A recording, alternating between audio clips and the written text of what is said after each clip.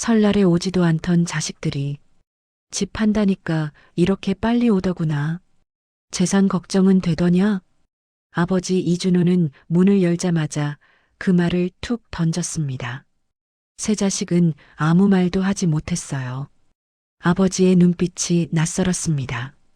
언제나 온화하기만 했던 그 눈이 아니었어요. 도대체 이 집에서 무슨 일이 있었던 걸까요? 그 많던 재산은 어디로 간 걸까요? 이야기 시작 전 구독과 좋아요 눌러주시고 영상을 어디에서 보고 계신지 댓글로 남겨주세요. 지금 계신 곳을 향해 행운을 빌어드리겠습니다. 이 집에서 새 아이가 자랐습니다. 이준호와 박정숙 두 사람이 이 아파트를 처음 마련한 건 35살 때였어요. 전세 보증금이 없어 친척에게 손을 벌렸고 은행 대출을 끼고 겨우 얻은 집이었습니다. 준호는 새벽 4시에 공장으로 출근했어요. 기계 돌아가는 소리가 귓속을 파고드는 날들이었습니다. 정숙은 낮엔 공장 구내식당 일을 하고 밤엔 집에서 부업을 했어요. 두 사람 모두 쉬는 날이 없었습니다. 그래도 괜찮았어요. 아이들 3명이 밥 잘 먹고 학교 잘 다니는 것만으로도 충분했으니까요. 큰아들 민준이가 대학에 합격했을 때 정숙은 혼자 화장실에서 울었습니다. 기쁨의 눈물이었어요. 그런데 등록금 고지서를 손에 받아드는 순간 온몸이 굳었습니다. 450만 원. 준호는 그날 저녁 말없이 통장을 들고 나갔어요. 다음 날 아침 돌아온 준호의 손에는 대출 서류가 들려 있었습니다. 민준이 등록금은 해결했어. 당신은 아무 걱정 말고 있어. 정숙은 그 서류를 보고 입술을 꽉 깨물었어요. 고맙다는 말도 괜찮냐는 말도 나오지 않았습니다. 그냥 꽉 깨물었어요. 민준이가 대학 4년을 다니는 동안 두 사람은 빚을 갚으며 살았습니다. 졸업 즈음엔 겨우 숨통이 트이나 싶었는데 이번엔 민준이가 대학원에 가겠다고 했어요. 준호는 그 자리에서 알겠다고 했습니다. 정숙은 나중에 주방에서 혼자 중얼거렸어요. 애가 하고 싶다는데 어떡하겠어. 우리가 어떻게든 해줘야지. 그리고 다음 날 새벽 다시 공장으로 출근했습니다. 민준이 유학 이야기가 나왔을 때 두 사람은 처음으로 밤새 이야기를 나눴어요. 결국 준호가 말했습니다. 보내자. 우리가 못 배운 게 있으면 자식한테라도 배우게 해야지. 한 번밖에 없는 인생인데 우리 때문에 못 간다고 하면 그게 더 마음에 걸려. 유학 자금 3천만 원. 이번엔 집을 담보로 잡았습니다. 그렇게 큰아들 하나를 키우는데 두 사람의 청춘이 통째로 들어갔어요. 그래도 두 사람은 단 한 번도 민준이에게 그 이야기를 꺼내지 않았습니다. 부모니까요.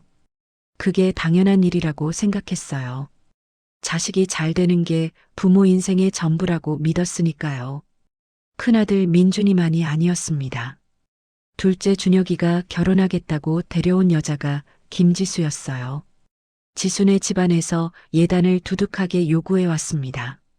준혁이는 형편에 맞게 하면 된다고 했지만 지수 어머니의 요구는 달랐어요. 정숙은 혼자 그 금액을 보고 밤새 잠을 못 잤습니다. 그래도 아들 결혼인데 어떡하겠어요. 예단의 혼수의 예물까지. 준호는 퇴직금 일부를 털었고 정숙은 개를 깼습니다. 거기서 끝이 아니었어요. 신혼집 전세 보증금이 없다고 했습니다. 준혁이가 조심스럽게 말했어요. 아버지, 저도 없는 거 알아요. 근데 지수 부모님이 신혼집은 우리 쪽에서 해줘야 한다고 해서요. 제가 나중에 꼭 갚을게요. 꼭이요. 2년치 보증금 4천만 원을 두 사람이 대줬습니다. 그 돈은 지금까지 한 번도 돌아오지 않았어요. 셋째 딸 수아가 카페를 창업하겠다고 했을 때 준호는 잠시 머뭇거렸습니다. 정숙이 먼저 말했어요. 여보, 해보고 싶다는데 해보게 해줘야지. 우리가 못 해준 게 뭐가 있다고 이것까지 못해줘. 창업이라도 해보고 싶다잖아. 창업 자금 2,500만 원. 이번엔 보험을 해지했습니다. 수아의 카페는 1년을 버티지 못하고 문을 닫았어요.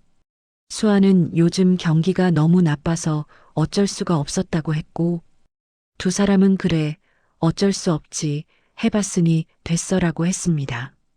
그게 전부가 아니었어요.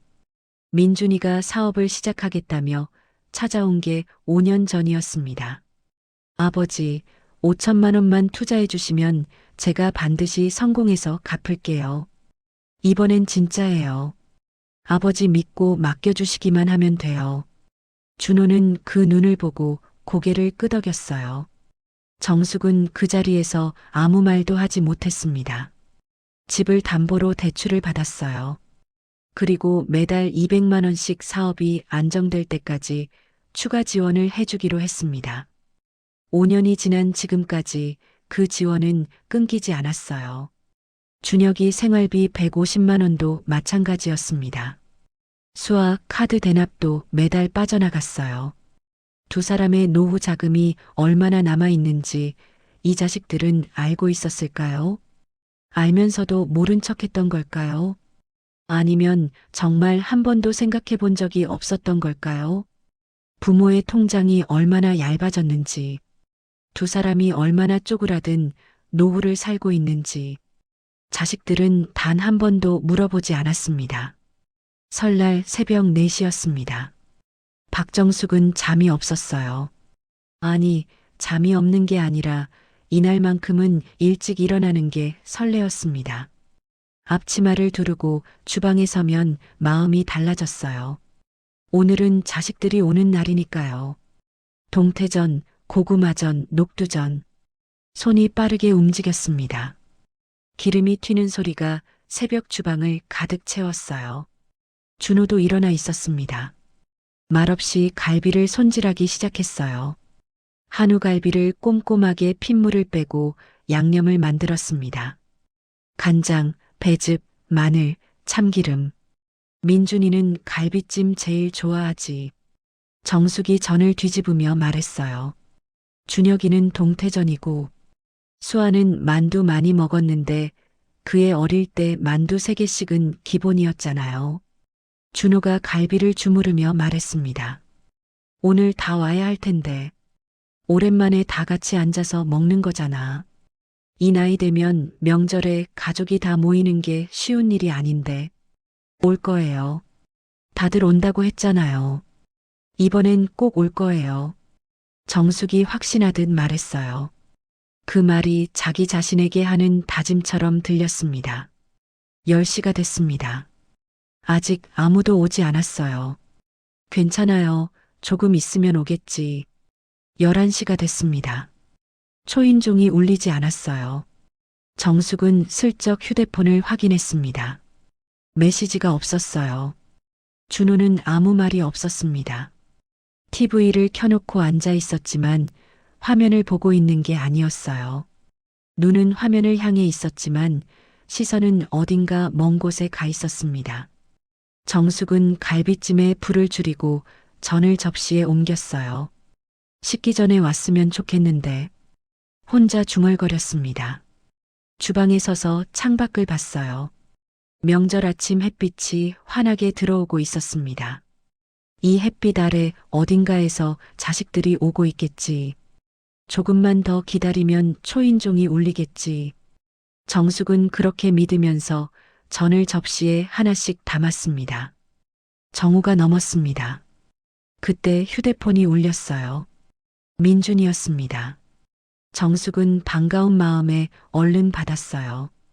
민준아, 오는 길이야? 어디쯤 왔어? 잠시 침묵이 흘렀습니다. 어머니, 저 오늘 못 갈 것 같아요. 정숙의 손이 멈췄어요. 무슨 일인데? 무슨 일이 생겼어? 이번엔 처가 먼저 가야 해서요.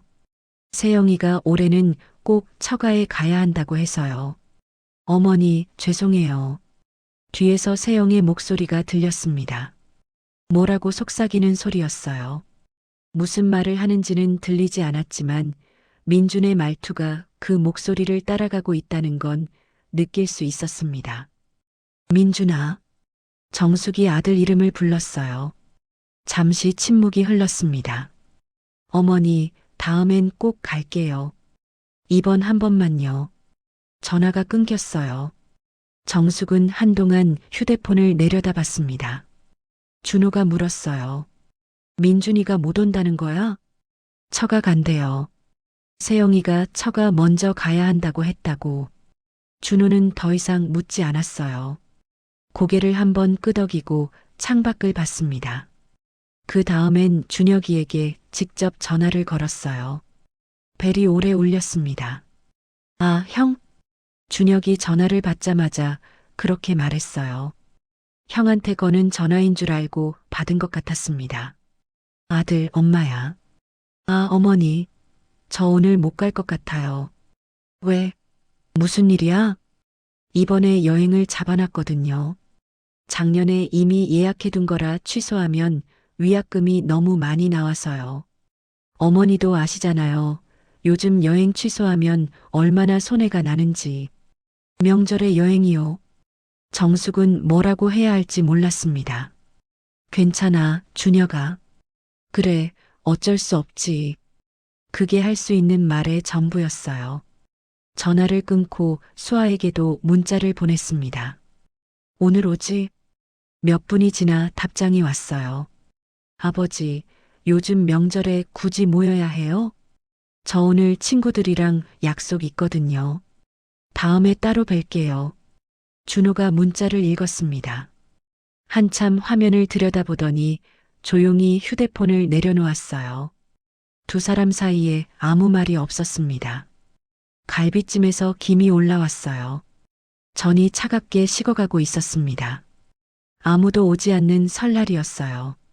두 사람은 한동안 그 자리에 그냥 앉아 있었습니다. 준호가 먼저 의자를 당겨 식탁 앞에 앉았어요.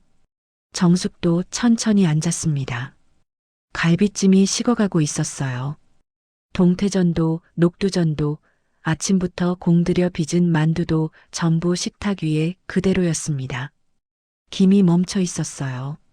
준호가 숟가락을 들었다가 내려놨습니다. 정숙이 떡국 그릇에 국자를 넣었다가 뺐어요. 아무도 먹지 않았습니다. TV에서 설날 특집 프로그램이 흘러나왔어요. 왁자지껄한 웃음소리가 거실 안을 채웠습니다. 그게 오히려 더 이상했어요. 준호가 리모컨으로 TV를 껐습니다. 조용해졌어요. 시계 소리만 났어요. 정숙이 갈비찜을 한 점 집어 준호 앞에 놓았습니다. 먹어요. 새벽부터 준비한 거잖아요. 우리라도 먹어야지. 준호는 천천히 입에 넣었어요.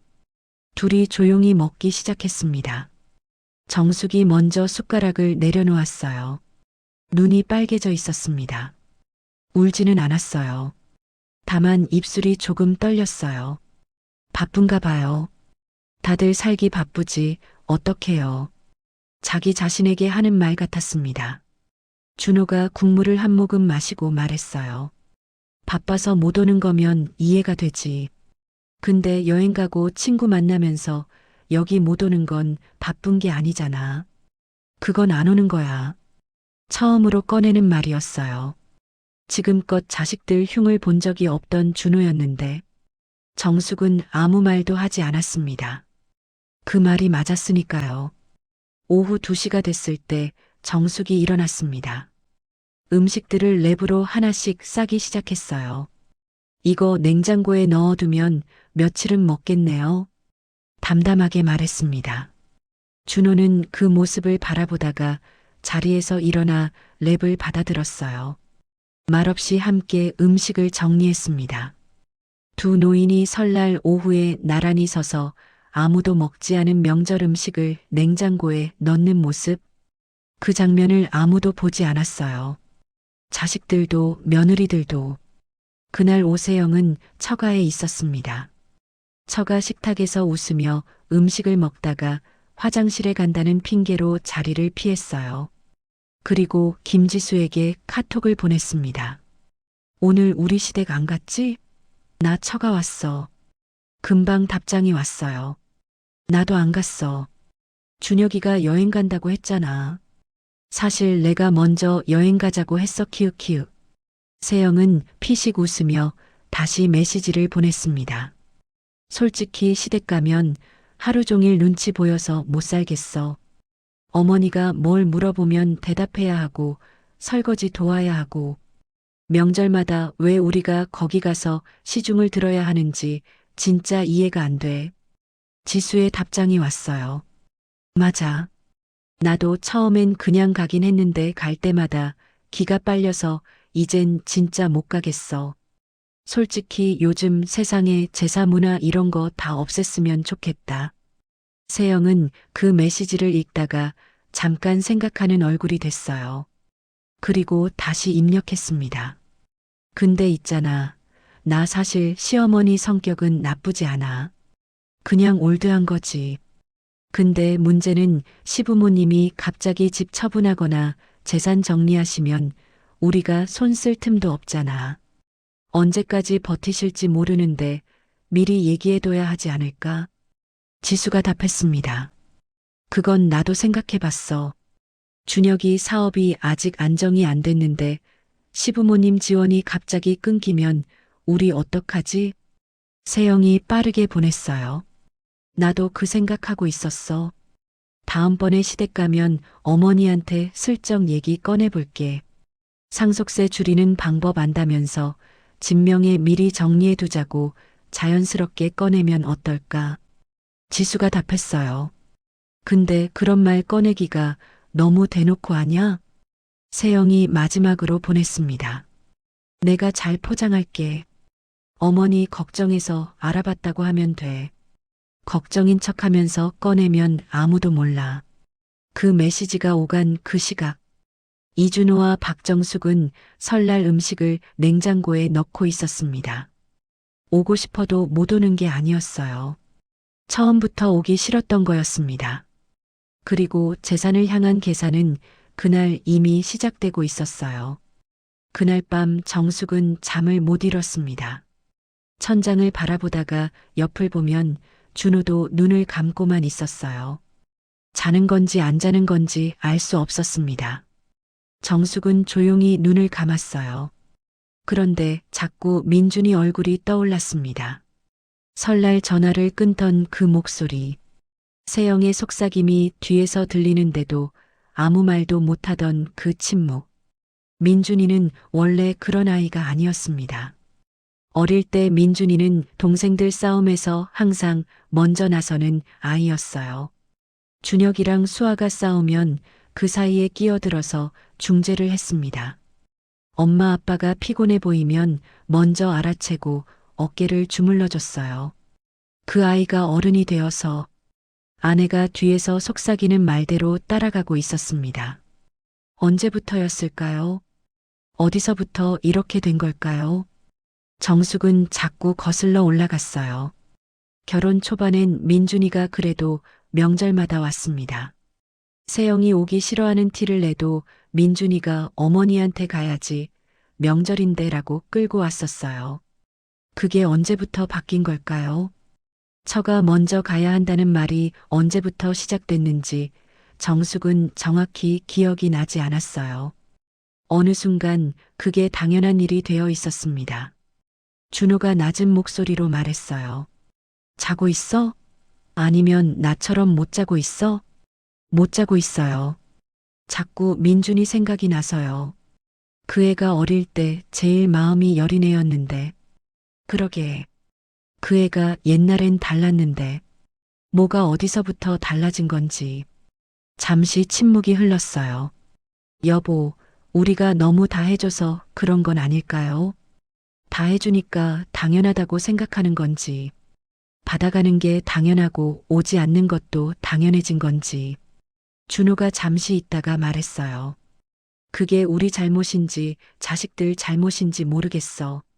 근데 분명한 건 지금 이 상태가 잘못됐다는 거야. 뭔가 달라져야 해. 그 말이 침실 안에서 오래 떠돌았습니다. 정숙은 아무 대답도 하지 않았어요. 그 말이 맞는 것 같아서 반박할 수가 없었습니다. 다 해줬어요. 정말 다 해줬는데 무엇이 어디서부터 잘못된 걸까요?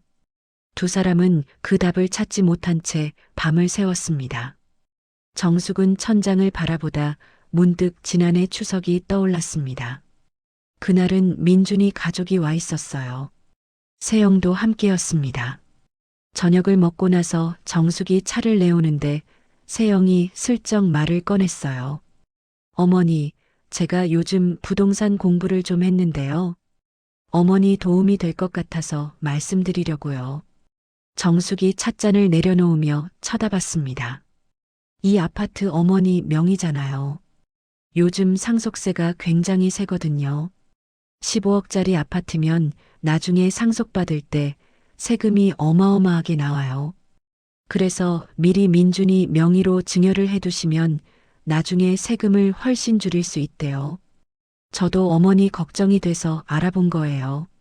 정숙은 그 말을 들으며 찻잔을 쥐고 있었습니다. 손이 조금 떨렸어요. 걱정해줘서 고맙네. 세영의 얼굴에 기대가 비쳤어요. 그런데 정숙은 더 이상 말을 잇지 않았습니다. 생각해보세요, 어머니. 요즘은 미리미리 해두는 게 맞아요. 나중에 세금 폭탄 맞으면 저희도 어쩔 수가 없잖아요. 그때 민준이 있었습니다. 남편이 옆에 있었어요. 정숙은 아들 얼굴을 봤습니다. 민준이는 고개를 숙이고 있었어요. 말리지도 동조하지도 않았습니다. 그냥 찻잔만 내려다보고 있었어요. 그 침묵이 세영의 말보다 더 아팠습니다. 정숙은 조용히 일어섰어요. 설거지 해야겠다. 주방으로 들어가 수도꼭지를 틀었습니다. 물소리가 나는 사이 눈물이 흘렀어요. 소리 없이 흘렀습니다. 우리가 이 집에서 30년을 살았는데 공장 새벽 출근하고 개 깨고 보험 해지하면서 지킨 집인데 설거지를 다 하고 나서 거실로 나오니 민준이 가족은 돌아갈 채비를 하고 있었어요. 세영은 씩씩하게 인사를 했습니다. 어머니, 생각해 보시고 좋은 방향으로 결정해 주세요. 정숙은 그냥 웃었어요. 대답하지 않았습니다. 문이 닫혔어요. 준호가 주방으로 들어와 조용히 물었습니다. 며느리가 무슨 말한 거야? 주방에서 혼자 있던데. 집 민준이 명의로 해달래요. 상속세 줄인다고. 준호가 잠시 아무 말이 없었어요. 민준이는 뭐라고 했어? 아무 말도 안 했어요. 찻잔만 들여다보고 있었어요. 준호가 낮게 말했습니다. 그게 더 나쁜 거야. 말리지 않은 게. 천장을 바라보던 정숙은 그 기억에서 돌아왔어요. 옆에서 준호가 여전히 눈을 감고 있었습니다. 그날 일이 어제 일처럼 생생했습니다. 설날이 지나고 사흘째 되던 날이었습니다. 준호가 서재에서 통장을 꺼냈어요. 안경을 쓰고 내역서를 들여다봤습니다. 정숙이 옆에 와서 앉았어요. 매달 나가는 지원금. 준호의 연금으로는 이미 감당이 안 됐습니다. 나머지는 예금을 조금씩 깨고 있었어요. 준호는 말없이 계산기를 꺼냈습니다. 5년치 지원금 합계. 거기에 유학비, 창업 자금, 전세 보증금, 결혼 비용까지 숫자가 쌓였어요. 준호가 계산기를 내려놓았습니다. 정수가 이리 와봐. 당신도 알아야 해. 정숙이 계산기 화면을 들여다봤어요. 한참을 보다가 말했습니다. 이 자식들이. 처음으로 그 말이 나왔어요. 자식들 앞에서 자식들 이야기를 할 때 한 번도 그렇게 말하지 않았습니다. 그런데 그 숫자를 눈앞에 놓고 보니 다른 말이 나오지 않았어요. 준호가 통장을 덮으며 말했습니다. 이미 받을 거 다 받아간 거야. 우리가 이걸 계속 해줄 수 있는 것도 아니고 해준다고 고마워하는 것도 아니잖아. 이게 언제까지 계속돼야 해? 정숙은 바로 대답하지 않았어요. 창밖을 한번 봤다가 다시 통장을 봤습니다. 그리고 천천히 말했어요. 며칠만 더 생각해 볼게요. 생각이 정리되면 말할게요. 준호는 그 말의 무게를 알고 있었어요. 정숙이 며칠 더 생각하겠다고 할 때는 이미 어느 정도 결론이 나 있다는 뜻이었으니까요. 두 사람은 그 자리에서 나란히 앉아 창밖을 바라봤습니다. 말하지 않아도 둘 다 알고 있었어요. 무언가 달라져야 한다는 것을, 그 달라짐이 쉽지 않다는 것도. 설날에 오지 않은 자식들, 지난해 추석에 재산 명의를 요구한 며느리, 그리고 그 자리에서 아무 말도 하지 않은 아들. 이 모든 것이 하나씩 쌓여온 거였습니다. 설날이 지나고 열흘이 됐을 때 준혁이에게 전화가 왔습니다. 아버지, 왜? 이번 달 생활비 좀 더 보내주실 수 있어요? 차 수리를 해야 하는데 예상보다 좀 많이 나와서요. 아버지한테 부탁드리는 게 맞는지 모르겠는데 달리 방법이 없어서요. 준호는 잠시 침묵했습니다. 명절에 여행을 간 아들이 열흘 만에 전화를 해서 돈을 요청하고 있었어요. 알았어. 확인해 볼게. 전화를 끊었습니다. 처음으로 바로 보내주겠다고 하지 않았어요. 정숙이 주방 입구에 서서 보고 있었습니다. 준혁이야? 차 수리비 더 달라고. 정숙은 아무 말도 하지 않았어요. 그냥 주방으로 돌아갔습니다. 그 다음 날엔 수아에게 카톡이 왔어요. 아빠, 이번 달 카드값이 좀 많이 나왔어. 저번 달에 친구 결혼식 있어서 선물하고 옷도 샀거든. 50만 원만 더 부탁드려. 준호는 그 카톡을 들여다봤습니다. 생각해보니 수아가 감사하다는 말을 마지막으로 한 게 언제인지 기억이 나지 않았어요. 미안하다는 말도 마찬가지였습니다. 그냥 부탁드려. 그 한 줄이었어요. 준호는 카톡을 닫고 바로 답장하지 않았습니다. 다음 날 민준이한테도 연락이 왔어요. 아버지, 이번 달 자금이 좀 빠듯합니다. 거래처 하나가 대금을 늦게 줘서요. 300만 원만 추가로 부탁드립니다. 삼남매가 열흘 안에 전부 손을 내밀었습니다. 준호는 그 메시지들을 한꺼번에 펼쳐보고 오래 앉아 있었어요. 어디서도 미안하다는 말이 없었습니다. 어디서도 감사하다는 말이 없었어요. 설날에 오지 않은 자식들이 돈은 이렇게 빠르게 찾았습니다. 준호가 정숙을 불렀어요. 여보, 이리 와봐. 정숙이 나왔습니다. 준호가 3개의 메시지를 화면에 띄워서 보여줬어요.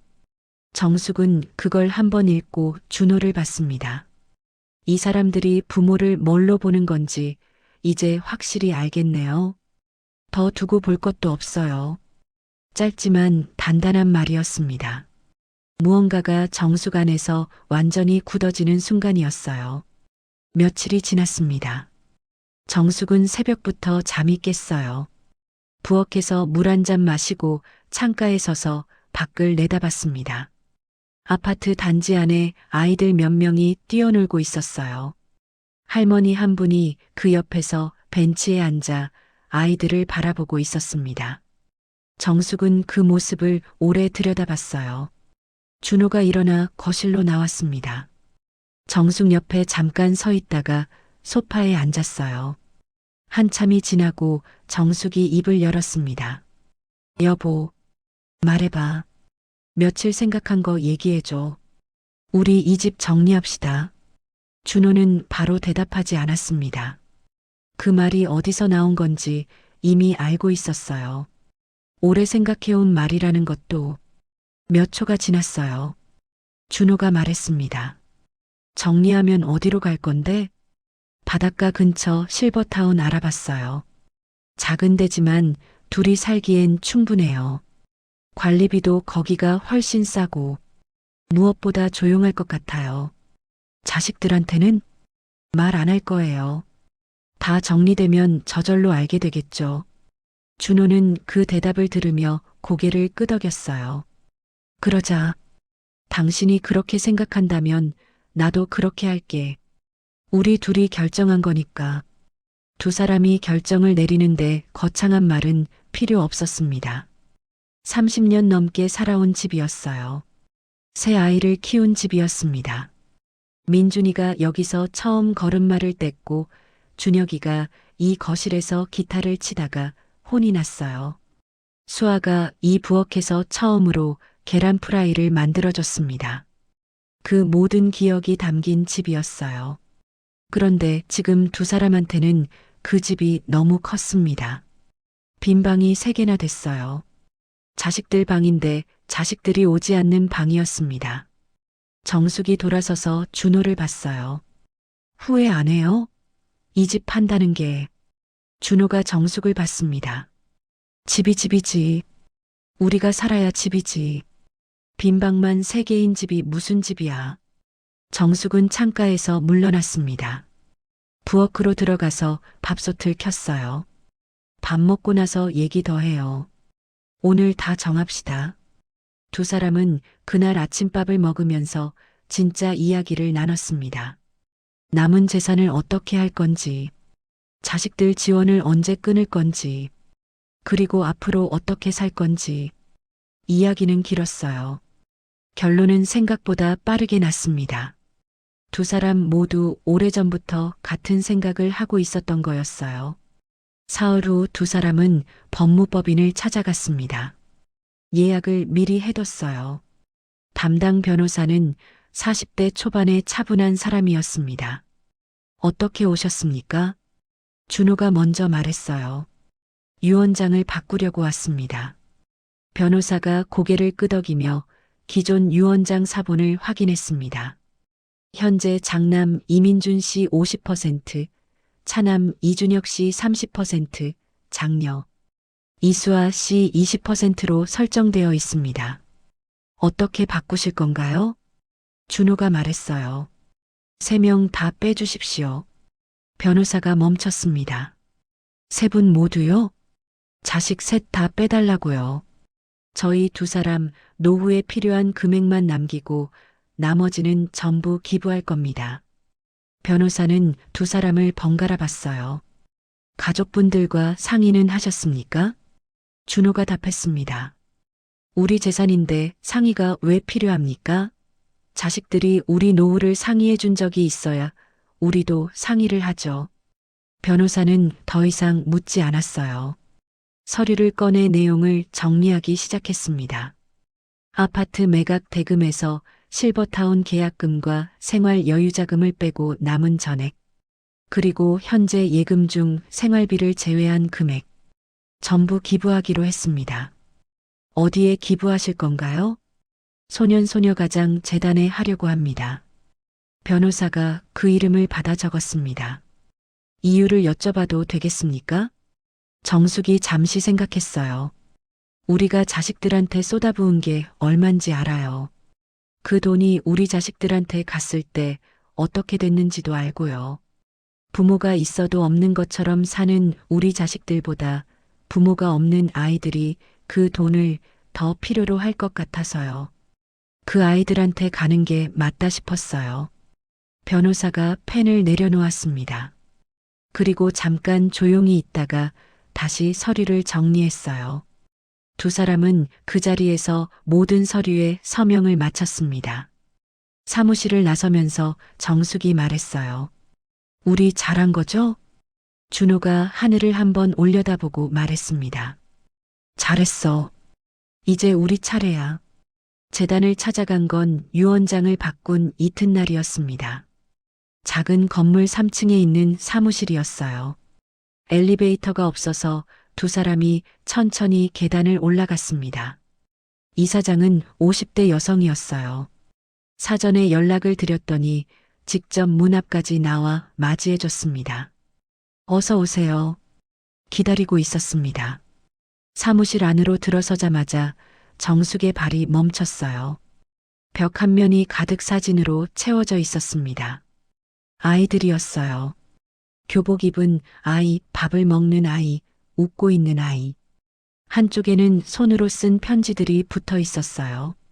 삐뚤빼뚤한 글씨들이었습니다. 도와주셔서 감사합니다. 덕분에 학교에 다닐 수 있어요. 나중에 꼭 갚을게요. 정숙이 그 편지들을 읽으면서 눈이 뜨거워졌습니다. 눈물이 흘렀어요. 닦으려고 했는데 잘 안 됐습니다. 준호가 주머니에서 손수건을 꺼내 정숙 손에 쥐어줬어요. 이사장이 조용히 기다렸습니다. 자리에 앉고 나서 두 사람이 기부 방식을 이야기했어요. 이사장은 처음에 놀랐습니다. 이렇게 큰 금액을 기부해 주시는 경우가 흔하지 않아요. 두 분 정말 괜찮으신 거 맞죠? 준호가 말했어요. 우리한테 필요한 건 이미 다 있습니다. 둘이 살기에 충분한 집, 먹고 살기에 충분한 돈. 그게 있어요. 이 이상은 들고 있어봤자 우리한테 필요한 게 아니라서요. 기부 약정서에 서명을 마쳤어요. 정숙이 벽에 붙은 사진들을 한 번 더 봤습니다. 이 아이들이 우리 자식들보다 낫네요. 받은 걸 당연하게 생각하지 않잖아요. 이사장이 그 말을 듣고 잠시 말이 없었어요. 사무실을 나오면서 이사장이 배웅을 했습니다. 두 분 덕분에 많은 아이들이 든든해질 거예요. 정말 감사합니다. 정숙이 웃으며 말했어요. 그 아이들이 잘 되면 그걸로 충분해요. 그게 전부예요. 계단을 내려오면서 준호가 앞서 걷다 멈췄습니다. 뒤돌아 정숙을 봤어요. 괜찮아? 다리 안 떨려? 괜찮아요. 마음이 이상하게 가볍네요. 두 사람이 나란히 계단을 내려왔습니다. 재단을 다녀온 그 주 금요일이었습니다. 원래 매월 5일에 이체를 했어요. 민준이 사업자금, 준혁이 생활비, 수학 카드 연결. 준호가 스마트폰을 들고 뱅킹 앱을 열었습니다. 이체 예약 목록이 떴어요. 준호는 그 목록을 한참 들여다봤습니다. 10년.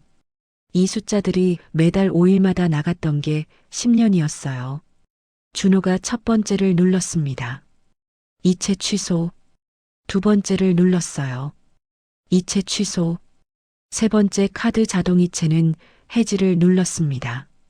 손가락 3번. 10년이 끊어졌어요. 아무 연락도 하지 않았습니다. 문자도 전화도 설명도 없었어요. 그냥 조용히 끊었습니다.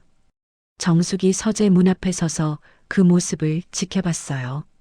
준호가 스마트폰을 내려놓고 고개를 들었습니다. 두 사람이 눈이 마주쳤어요. 정숙이 말했습니다. 수고했어요. 진짜로 수고했어요. 당신 혼자 이 무게 다 들고 있었잖아요. 10년 동안. 준호는 잠시 정숙을 바라봤어요. 나만이 아니잖아. 당신도 똑같이 들고 있었어. 우리 둘이 같이 들고 있었어. 이제 내려놓으면 돼. 정숙이 서재 안으로 들어와 준호 옆 의자에 앉았습니다. 창밖을 함께 봤어요. 자식들이 언제쯤 할까요? 다음 달 5일에 돈이 안 들어오면 알겠지. 연락 오면 어떻게 해요? 받아. 연락 오면 받읍시다. 도망가는 건 아니니까. 할 말이 있으면 해야지. 준호가 정숙을 봤습니다. 두려워? 정숙이 잠시 생각했어요. 두렵진 않아요. 그냥 좀 씁쓸하네요. 이렇게까지 해야 하나 싶기도 하고. 근데 안 하면 달라지는 게 없잖아요. 우리가 먼저 바뀌어야 뭔가 바뀌는 거니까. 창밖에 오후 햇살이 길게 깔렸어요. 집을 내놓은 건 그로부터 일주일 후였습니다. 부동산에서 연락이 빠르게 왔어요. 매물로 올라온 지 이틀 만에 매수자가 나왔습니다. 준호와 정숙이 부동산 사무소에 앉아 계약서를 받아들었어요. 중개인이 금액을 확인해 줬습니다. 최종 매매가 확인해 주시고 이상 없으시면 서명 부탁드립니다. 준호가 계약서를 훑어봤어요. 정숙도 함께 읽었습니다. 이상이 없었어요. 두 사람은 차례로 서명했습니다. 도장을 찍고 나서 준호가 계약서를 덮었어요. 이상하게 손이 떨리지 않았습니다. 오히려 마음이 가벼웠어요. 중개인이 물었습니다. 어르신들, 이사는 어디로 가실 건가요? 바닷가 근처로 갑니다. 이미 알아봐뒀어요. 정숙이 대답했어요. 중개인이 웃으며 말했습니다. 좋으시겠다. 저도 나중에 그렇게 살고 싶네요. 두 사람이 부동산을 나왔어요. 그날 오후에는 미리 알아봐둔 실버타운으로 향했습니다. 경기도 외곽 작은 바닷가 마을에 있는 곳이었어요. 담당자가 시설을 안내해 줬습니다. 작고 깨끗한 방이었어요. 창문을 열면 멀리 바다가 보였습니다. 정숙이 창문을 열었어요. 바람이 들어왔습니다. 여보, 이 방 어때요? 준호가 방 안을 둘러보고 말했습니다. 우리 둘이 살기에 딱 좋네. 넓을 필요 없어. 딱 이 정도면 충분해. 창문 열면 바다 보이는 거면 됐지. 넓은 아파트가 아니었습니다. 방이 3개 있던 집이 아니었어요. 그런데 이상하게 마음이 더 편했습니다. 정숙이 창가에 잠시 서 있었어요. 바다소리가 들렸습니다. 여기 하면 되겠어요. 여기서 살면 되겠어요. 담당자가 계약서를 꺼냈어요. 두 사람이 서명을 했습니다. 실버타운을 나서면서 준호가 말했어요. 오래 기다렸네. 이렇게 사는 거. 정숙이 옆에서 걸으며 말했습니다. 그러게요. 우리가 우리 삶을 너무 뒤로 미뤄뒀어요. 자식들 뒤만 보다가 정작 우리 앞은 못 봤던 것 같아요. 이제부터는 우리 차례예요. 두 사람의 발걸음이 가벼웠습니다. 다음 달 5일이 됐습니다. 민준이가 통장을 확인했어요. 이체 내역이 없었습니다. 처음에는 착각인 줄 알았어요. 며칠이 지나도 오지 않았습니다. 아버지한테 전화를 했어요. 여보세요. 아버지, 이번 달 이체가 안 됐는데요. 혹시 깜빡하신 건 아닌가요? 깜빡한 게 아니야. 안 보낸 거야. 이제 안 보낼 거야. 민주는 순간 말문이 막혔습니다. 왜요? 무슨 일이 생긴 건가요? 아버지 어디 편찮으신 건 아니죠? 편찮지 않아. 그냥 이제 안 보내기로 했어. 전화가 끊겼습니다. 민주는 핸드폰을 내려다봤어요. 손이 떨렸습니다. 세영에게 말했어요. 아버지가 이제 안 보내신다는데 이유도 말 안 하시고 그냥 끊어버리셨어. 세영의 얼굴이 굳었어요. 갑자기 왜요? 우리가 뭘 잘못했다고 그래요? 민준이는 아무 말도 하지 못했습니다. 그 사이 준혁이도 통장을 확인했어요. 마찬가지였습니다. 준혁이 민준에게 전화를 했어요. 형, 이번 달 생활비가 안 들어왔어. 형은 어떻게 됐어? 나도 마찬가지야. 아버지한테 전화해봤는데 이유도 안 말씀하시고 그냥 끊어버리셨어. 사업이 지금 어떻게 되라고 이러시는 거야. 갑자기 이러시면 나 진짜 어떡해. 수아도 카드 명세를 받습니다. 자동이체가 해지되어 있었어요. 카드값이 그대로 연체로 넘어가고 있었습니다. 수아가 어머니한테 카톡을 보냈어요. 엄마, 카드 자동이체가 해지됐어요. 이게 무슨 일이에요? 저 이번 달 카드값 연체되면 어떡해요? 정숙은 읽었습니다. 답장을 하지 않았어요. 그러다 어느 이웃에게 소식이 닿았습니다. 그 집 아파트가 매물로 나왔다는 걸 아는 사람이 민준에게 말해준 거였어요. 민준이 세영에게 말했습니다. 여보, 부모님 집이 팔렸대. 세영이 잠시 침묵했어요. 그리고 말했습니다. 그 돈이 어디 갔는지 알아봐야겠어. 우리한테 한마디도 없이 집을 팔았다는 게 말이 돼? 어서 형제들한테 연락해서 같이 가봐. 지금 당장. 민준이 얼어붙었습니다. 자식 셋이 부랴부랴 모인 건 이삿짐이 나오기 시작하던 날이었습니다. 아파트 복도에서 이삿짐 업체 사람들이 박스를 나르고 있었어요. 세 남매가 현관 앞에 섰습니다. 세영도 함께였어요. 민준이 초인종을 눌렀습니다. 정숙이 문을 열었어요. 세 자식이 한꺼번에 쏟아냈습니다. 어머니, 갑자기 집을 왜 파세요? 저희한테 왜 한마디도 안 하셨어요? 상의도 없이 이러시면 어떡해요? 이게 가족한테 할 일이에요. 아버지, 우리가 뭘 잘못한 건지 말씀은 해주셔야 하는 거 아닌가요? 정숙은 문을 더 열었습니다. 들어와. 셋이 안으로 들어왔어요. 이미 거의 비어있는 거실이었습니다. 벽에 아무것도 걸려있지 않았어요. 준호가 거실 중앙에 서 있었습니다. 세영이 먼저 말을 꺼냈어요. 아버지, 집 파신 거 맞죠? 그 돈이 어디 간 건지 여쭤봐도 되겠어요. 저희한테 상속 예정인 재산을 저희 몰래 처분하시는 게 맞는 건지요? 준혁이 거들었습니다. 아버지, 저 사업이 아직 자리 잡는 중인 거 아시잖아요. 아버지 지원이 없으면 저 진짜 힘들어요. 그 사실 알면서 갑자기 이러시는 거예요. 수아도 말했어요. 우리 애들 생각은 안 하셨어요. 나중에 손주들한테 남겨줄 수 있는 거잖아요. 그게 다 날아가는 거잖아요. 세 명이 동시에 말을 쏟아내고 있었습니다. 준호는 가만히 서서 그 말을 다 들었어요. 아무것도 끊지 않았습니다. 막지도 않았어요. 다 들었어요. 그리고 세 사람이 잠시 숨을 고르는 사이 준호가 천천히 입을 열었습니다. 다 했어? 세 명이 멈췄어요. 준호의 목소리는 조용했습니다. 화를 내는 게 아니었어요. 그런데 그 조용함이 더 무거웠습니다. 아버지 재산이 어디로 갔는지 그게 그렇게 궁금해? 재산 걱정에 이렇게 빨리 달려왔어? 아무도 대답하지 않았어요. 준호가 자식들을 한 명씩 천천히 봤습니다. 민준, 준혁, 수아. 설날에 오지도 않던 자식들이. 준호가 말을 이었습니다. 집 판 돈이 어디 갔는지 궁금하지. 아무도 대답하지 않았어요. 소년소녀가장 재단에 기부했다. 침묵이 흘렀습니다. 수아가 먼저 반응했어요. 기부요. 저희한테는 한 푼도 안 남기고요.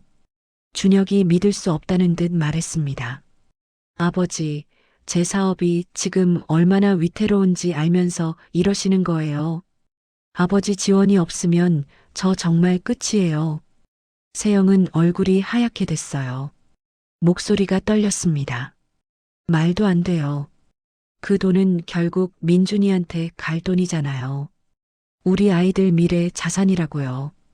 그걸 어떻게 그냥 기부를 해요. 준호가 세영을 봤어요. 며느라. 세영이 멈췄습니다.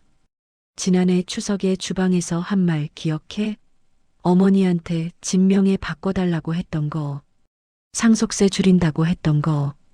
그게 진짜 우리 걱정한 건지 아니면 돈 걱정한 건지 이제 알겠어? 세영의 입술이 굳었어요.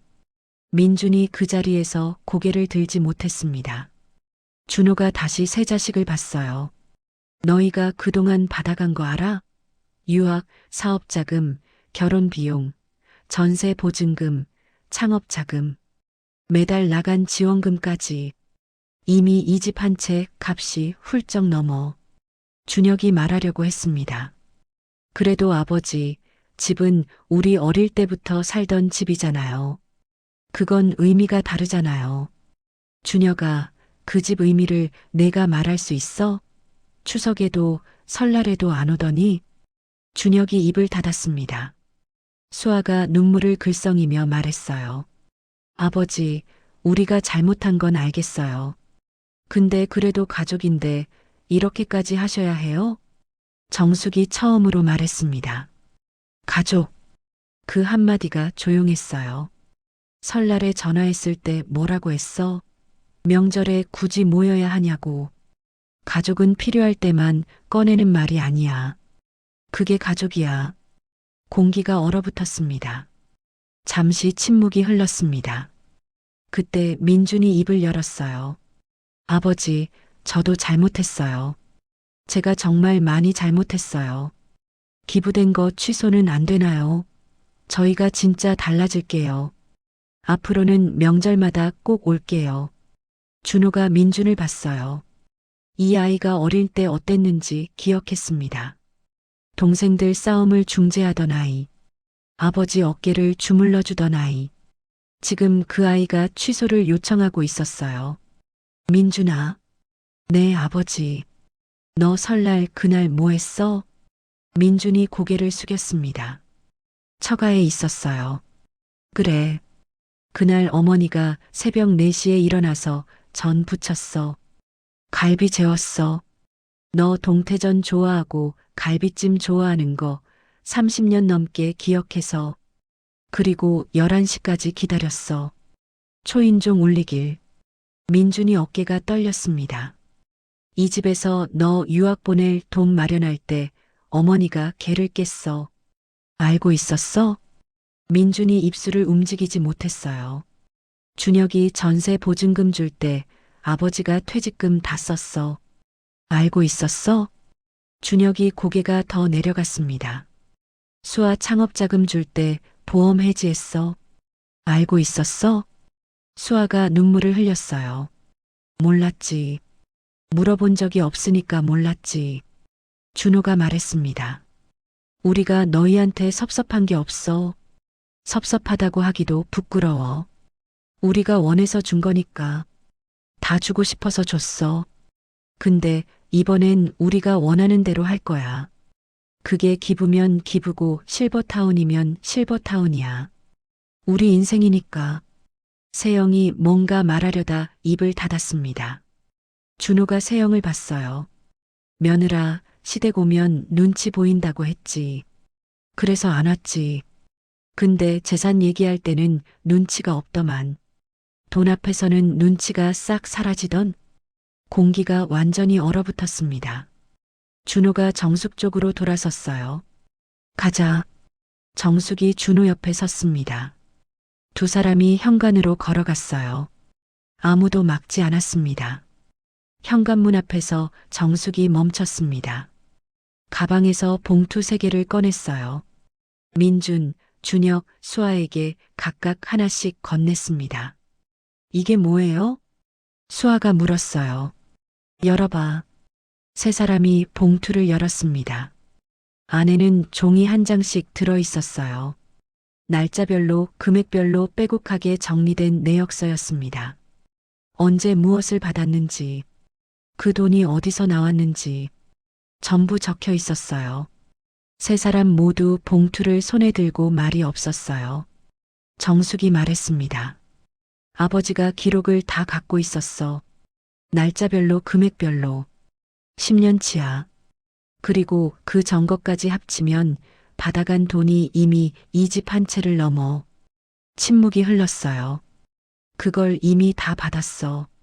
그러니까 이제 더 드릴 게 없는 거야. 세영이 봉투를 옆에서 들여다봤어요. 손가락이 숫자 위에서 멈췄습니다. 아무 말도 하지 않았어요. 이번엔 정말로 할 말이 없었습니다. 민준이 봉투를 꼭 쥐었어요. 눈물이 흘렀습니다. 어머니, 죄송해요. 진짜 죄송해요. 제가 너무 몰랐어요. 정숙이 민준을 봤습니다. 민준아, 엄마가 섭섭한 건 이 숫자가 아니야. 설날 아침에 새벽부터 전 붙여놓고 기다렸는데 내가 왜 안 왔는지. 그게 이 숫자보다 더 마음에 남아. 돈은 줄 수 있어. 그날은 다시 안 와. 민준이 소리 없이 울었습니다. 준호가 뒤에서 조용히 말했어요. 봉투는 가져가. 버리든 간직하든 니들 마음이야. 우리는 이미 결정한 거 바꿀 마음 없어. 세 남매는 아무 말도 하지 못했습니다. 세영도 이번엔 아무 말이 없었어요. 정숙이 가방을 들었습니다. 우리 잘 살게. 걱정 안 해도 돼. 그게 마지막이었어요. 준호와 정숙이 현관을 나섰습니다. 엘리베이터 버튼을 눌렀어요. 문이 열렸습니다. 두 사람이 들어갔어요. 엘리베이터 문이 닫히는 순간 세 자식이 복도에 서서 그 문을 바라봤습니다. 아무도 뒤따라가지 못했어요. 이사를 마친 건 그로부터 한 달 후였습니다. 작은 바닷가 마을이었어요. 실버타운 방은 아담했지만 창문을 열면 바다가 보였습니다. 설날 아침이 다시 돌아왔어요. 정숙이 혼자 작은 냄비에 떡국을 끓였습니다. 큰 솥이 아니었어요. 두 그릇만 만들면 됐으니까요. 떡국이 끓어오르는 소리가 났습니다. 창문 너머 파도 소리가 들렸어요. 준호가 수저를 놓으며 식탁 앞에 앉았습니다. 정숙이 두 그릇을 떠서 식탁에 올렸어요. 올해는 우리 둘이네. 준호가 말했습니다. 그러게요. 작년에는 기다리다가 음식 냉장고에 넣었는데 올해는 딱 두 그릇이에요. 더 만들 필요도 없고요. 정숙이 맞은편에 앉았어요. 마음은 어때? 준호가 물었습니다. 정숙이 떡국을 한술 떴어요. 편해요. 이상하게 진짜 편해요. 아무도 안 오는 게 서운하지 않고 그냥 편해요. 새벽부터 뭔가를 준비해야 한다는 압박이 없는 게 이렇게 홀가분할 줄 몰랐어요. 나도 그래. 기다릴 사람이 없으니까 기다리다 지치는 일도 없고 이게 우리 명절이야. 파도 소리가 들렸어요. 멀리서 갈매기 소리도 났습니다. 두 사람은 오래간만에 아무 걱정 없이 밥을 먹었습니다. 자식들 걱정도, 돈 걱정도, 명절 준비 걱정도 없었어요. 그냥 두 사람이 마주 앉아 떡국을 먹는 설날이었습니다. 식사를 마치고 나서 정숙이 창가에 섰어요. 바다가 보였습니다. 햇빛이 물 위에 반짝였어요. 준호가 옆에 와서 섰습니다. 두 사람이 나란히 바다를 봤어요. 아무 말이 없어도 됐습니다. 이미 충분했으니까요. 30년을 바쁘게 살았어요. 자식들 뒤치다꺼리하고 돈 보내고 걱정하고 기다리고 이제는 그냥 둘이서 살면 됐습니다. 바다를 보면서 떡국을 먹으면서 파도 소리를 들으면서 그것만으로도 충분했어요. 정숙이 말했습니다. 내년 설날도 이렇게 둘이 먹읍시다. 이게 우리 명절이에요. 준호가 웃었어요. 그러자. 매년 이렇게 하자. 우리 둘이. 여러분, 이 이야기가 마음에 드셨다면 좋아요와 구독 부탁드립니다. 알림 설정까지 해두시면 매일 새로운 감동 스토리를 가장 먼저 만나보실 수 있습니다. 다음 이야기도 기대해 주세요.